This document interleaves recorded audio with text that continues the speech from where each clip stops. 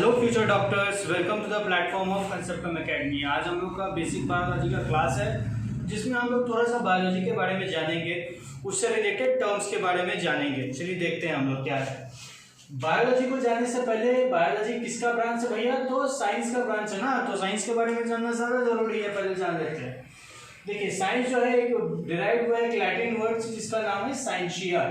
Scientia का मतलब होता है टू नो, और ये भी कह सकते हैं अर्ज टू नो, यानी कुछ जानने की इच्छा रखना। ध्यान से सुनेंगे, मैंने क्या बोला? Latin word.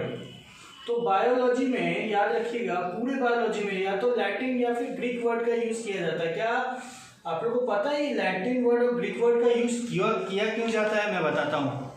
लैटिन वर्ड और ग्रीक वर्ड का यूज इसलिए किया जाता है क्योंकि ये ऐसे लैंग्वेजेस है जो यूज होना बंद हो चुके हैं। ठीक है, तो ऐसा लैंग्वेज जो यूज होना बंद हो चुका है उसमें अब चेंजेस नहीं आएगा। तो उस लैंग्वेज में से अगर हम किसी वर्ड को उठा रहे हैं तो ये परमानेंटली इसी तरीके रहेगा, इसमें चेंजेस नहीं आएगा। इसीलिए ग्रीक वर्ड या लैटिन वर्ड जो है लिया जाता है, ताकि उसमें वो भाषा यूज होना बंद हो गया, उसमें चेंजेस नहीं आएगा, एडवांसमेंट नहीं आएगा, तो वर्ड में भी चेंजेस नहीं आएगा। ठीक है, ये है साइंस का मतलब। सब्जेक्ट के आधार पे साइंस को तीन भागों में बांटा गया, बायोलॉजी, फिजिक्स, केमिस्ट्री। कॉमनली इसको पीसीबी भी कहते हैं। आपके इंटरमीडिएट का सब्जेक्ट होगा पीसीबी। ठीक है, अब बायोलॉजी को डिफाइन कर लेते हैं। तो आप लोग को मैं बार बार बोलता हूँ कि बायोलॉजी सीखना है तो वर्ड को तोड़ना सीखिए। ठीक है, तो क्या करेंगे? वर्ड को तोड़ेंगे। तो वर्ड को तोड़े तो क्या हो गया? BIOS plus logy. बायोस का मतलब होता है लाइफ और लॉजी का मतलब होता है स्टडी।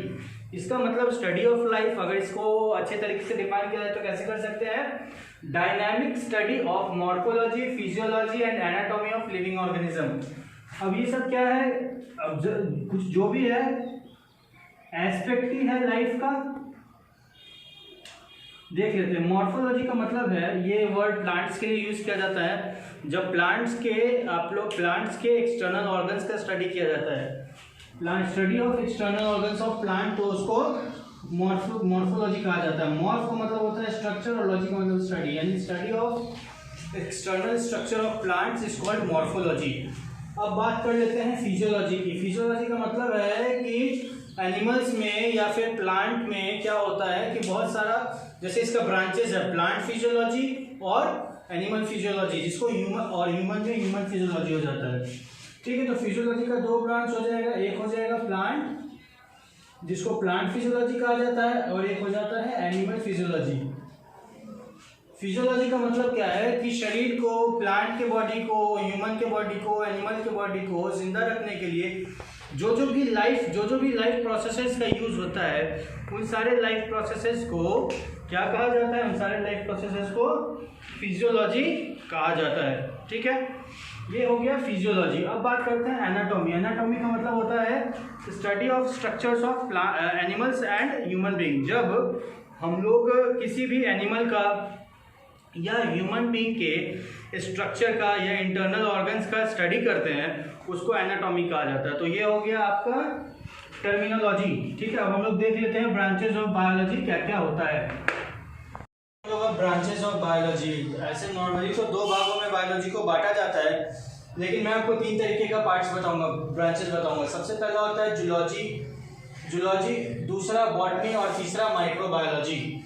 जूलॉजी के अगर बारे में बात करें तो स्टडी ऑफ फॉना, यानी स्टडी ऑफ एनिमल्स। जब एनिमल्स के और ह्यूमंस के बारे में हम लोग पढ़ते हैं तो इसको क्या कहा जाता है? इसको जूलॉजी कहा जाता है। फादर ऑफ बायोलॉजी और फादर ऑफ जूलॉजी दोनों कॉमन है, जो कि एरिस्टोटल है।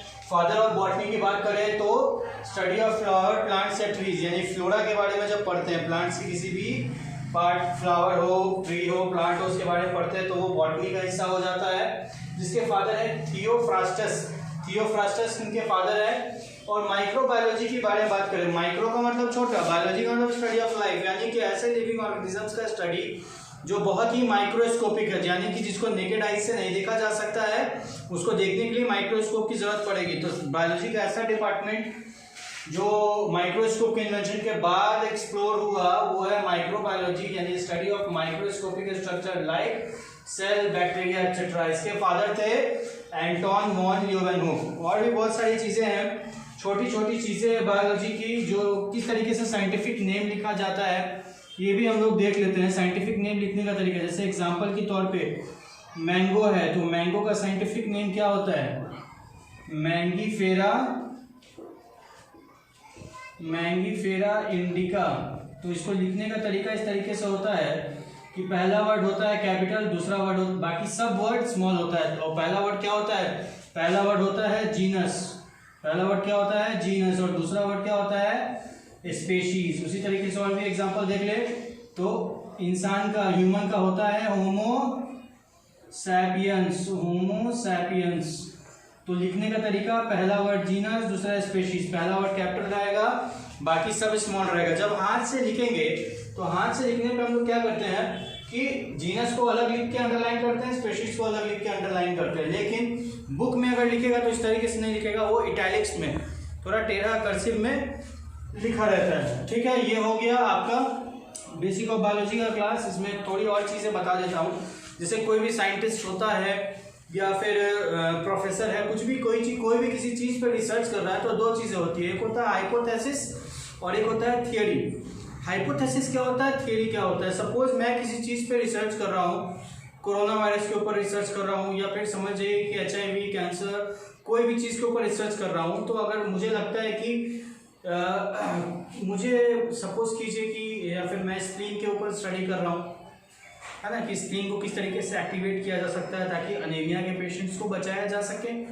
तो बहुत सारी चीज़ पे अगर मान लीजिए ऐसा कोई चीज़ है मैं रिसर्च कर रहा हूँ, तो मुझे लगा कि कोरोना वायरस को सपोज दैट कि कोरोना वायरस को ठीक करने के लिए अदरक खाना चाहिए, सपोज ठीक है। और ये मैंने अभी प्रूफ नहीं किया लेकिन मैं 100% श्योर हूँ, तो इस चीज़ को मेरा हाइपोथेसिस कहा जाएगा। क्या कहा जाएगा? हाइपोथेसिस क्या कि कोरोना वायरस अदरक से ठीक हो जाता है। ये हाइपोथेसिस है, मतलब ये बताने के लिए बता रहा हूँ, ऐसा नहीं कि सही में ठीक हो जाता है। तो ये मैंने ऐसा सोचा, सपोज कीजिए कि सही में ठीक हो जाए अदरक खाने से कोरोना वायरस, तो हम क्या कहेंगे उस चीज़ को? हम कह देंगे अब वो प्रैक्टिकली प्रूव हो गया, थ्योरेटिकली प्रूव हो गया।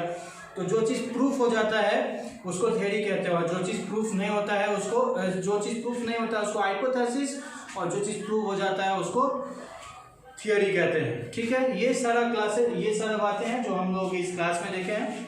और कुछ टर्मिनोलॉजी है और एब्रिविएशन है और बहुत सारे टर्म्स हैं बायोलॉजी के, जो सारे को तो मैं डिस्कस नहीं कर सकता हूँ यहाँ पे।